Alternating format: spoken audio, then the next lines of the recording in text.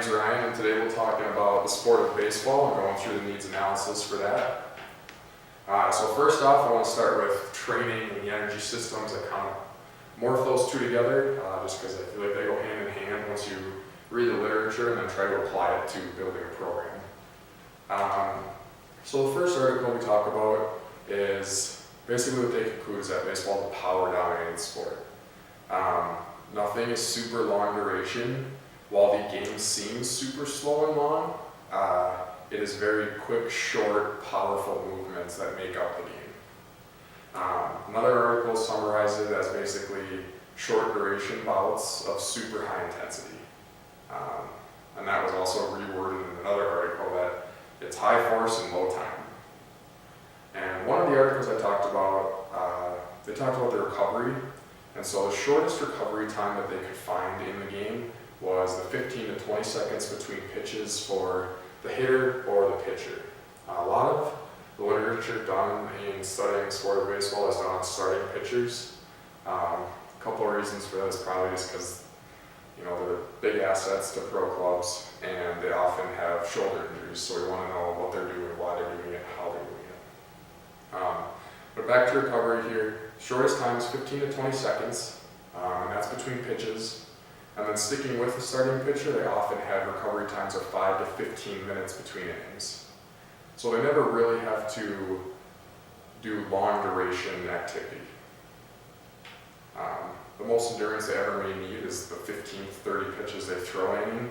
And like I said earlier, they do have that 15 to 20 seconds in college, even up to, I think it's a 30-second pitch count in the pros now. The last part of the articles, when they talk about needs analysis of baseball, is the ability to change direction and agility. And while they're not necessarily black and white laid out differently in literature, after reading the chapter on it we just read, you know that changing direction is simply the physical part of changing direction, and agility includes the visual aspect of, in this case, seeing the ground ball and knowing where to go. And that was a very important aspect of the training. So there was one study done,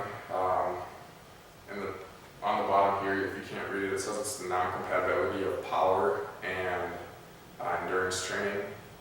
And the study was done on the conditioning of in-season baseball athletes in college and the effects it has on their power outputs.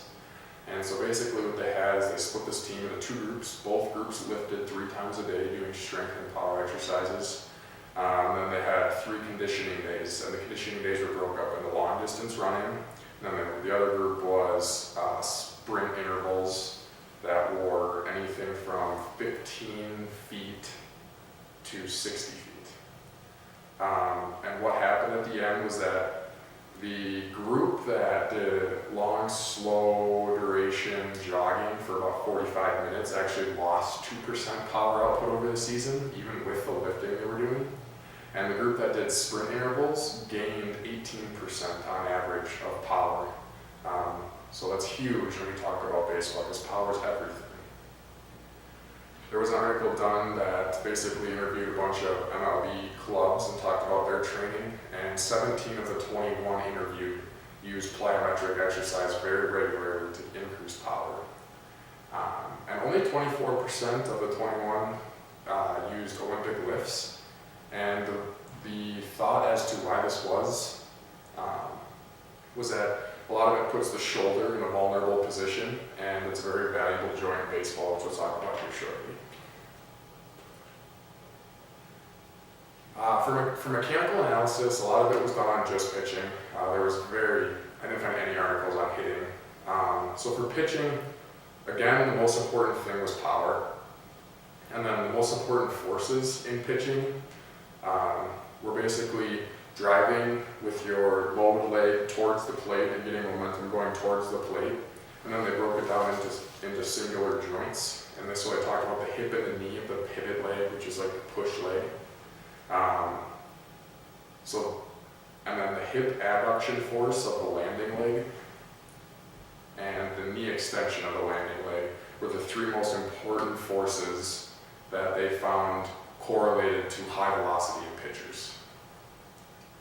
But again, basically once you broke it down, it was all about how much power these joints could perform. It wasn't necessarily raw strength or absolute strength, it was how quickly they could produce the force. Talking about injuries here, we're going to break down a couple categories. Body location, 10% of injuries in a college study or college baseball was head and neck, so 10% head and neck, 8% was trunk and back, 3% was other, and then 45 and 35% was upper extremity and lower extremity injuries respectively. Specifically, the injuries were upper leg muscle sprains, ankle sprains, shoulder strains, knee strains, and elbow strains. Next, we have the mechanism of injuries, and this one is interesting because when you think of sport injuries, you often associate it with some big hit that happened, and 50% of the injuries reported in this study were non-contact, meaning that they weren't making contact with an opponent. I guess non-contact, like hitting, that they don't count that as contact either. But like pitching and running, they consider these non-contact, and these were about half of the injuries. And baseball itself is a pretty low injury risk sport. However, the severity is interesting because 25% of injuries were listed as severe, and they defined severe as missing 10 days of sport-related activity or more. And that was very high to have 25% of injuries be severe. The last final important thing to note is that one article talked about the timing of injuries, which you wouldn't think is super relevant, but with baseball they talked about, even in the professional article, it talked about how it's not uncommon to hear guys start training 4 to 6 weeks before the season starts, and you think, oh, no way that happens. However, when you look at the injuries, 61% of baseball injuries happen before mid-season. So that tells us that the athletes are not coming in well trained, prepared to play, and ready to prevent themselves from getting hurt. And here you can see the 4 articles listed. And that's all. Thanks for listening.